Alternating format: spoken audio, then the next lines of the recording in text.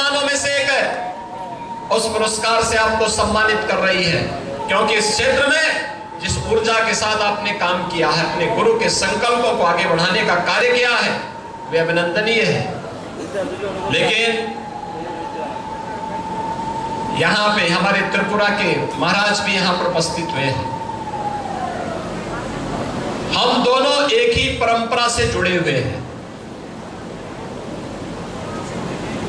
उनकी मातृपक्ष भी उत्तराखंड से जुड़ी हुई है और मैं भी उत्तराखंड में, मेरा भी जन्म हुआ है, और इसीलिए एक आत्मीयता हम लोगों में है। उनका बचपन उत्तर प्रदेश में व्यतीत हुआ। उत्तर प्रदेश की राजधानी लखनऊ में, और उत्तर प्रदेश का भौगोलिक क्षेत्रफल की दृष्टि से सबसे बड़ा जनपद है लखीमपुर खीरी। उनका स्टेट का भी वहां पे कुछ हिस्सा है। और मैं उनको एक बात उनके संज्ञान में जरूर लाना चाहूंगा कि महाराज इस जरूर ध्यान में रखना कि त्रिपुरा स्वतंत्र इसलिए था क्योंकि त्रिपुरा के राजा के पास सामर्थ्य थी, शक्ति थी।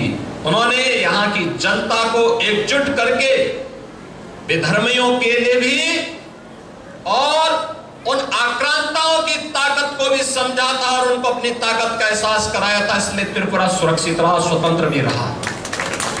जो भी सामर्थ्यवान होगा अपनी ताकत का एहसास अपने दुश्मनों को कराएगा, वह हमेशा सुरक्षित रहेगा और सामर्थ्यवान बना रहेगा।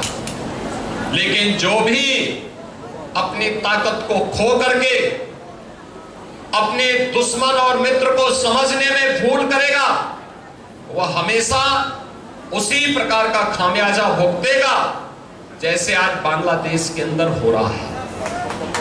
बहनों और भाइयों, राष्ट्रीय स्वयंसेवक संघ ने इस खतरे को भांपा था 1925 में।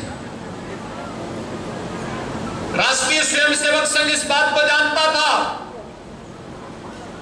कि अगर हम इसी प्रकार से कांग्रेस के द्वारा चलाई गई द्रव्य संधि का शिकार होते रहेंगे तो वे इस देश का विभाजन कराएंगे, हिंदुओं को कत्लेआम कराएंगे और फिर इस देश की परंपरा को, इस देश की संस्कृति को, इस देश की जातीय परंपरा को पूरी तरह नष्ट भ्रष्ट कर देंगे। और वह जो दुस्वप्न था वह सच साबित हुआ। कांग्रेस ने अपने स्वार्थ के लिए देश का विभाजन स्वीकार किया। और यही नहीं, ये तो 1905 में बंग भंग के समय आपने देखा होगा। अगर उस समय बंगाल विरोध नहीं करता, क्या स्थिति पैदा हुई थी, क्या करने की साजिश हुई थी। और उस समय भी ये लोग यही कार्य कर रहे थे। और राष्ट्रीय स्वयंसेवक संघ आज केवल भारत में ही नहीं, पूरी दुनिया के अंदर सरस्वती शिशु मंदिर और विद्या भारती के नाम पर हजारों शिक्षण संस्थानों का संचालन कर रही है।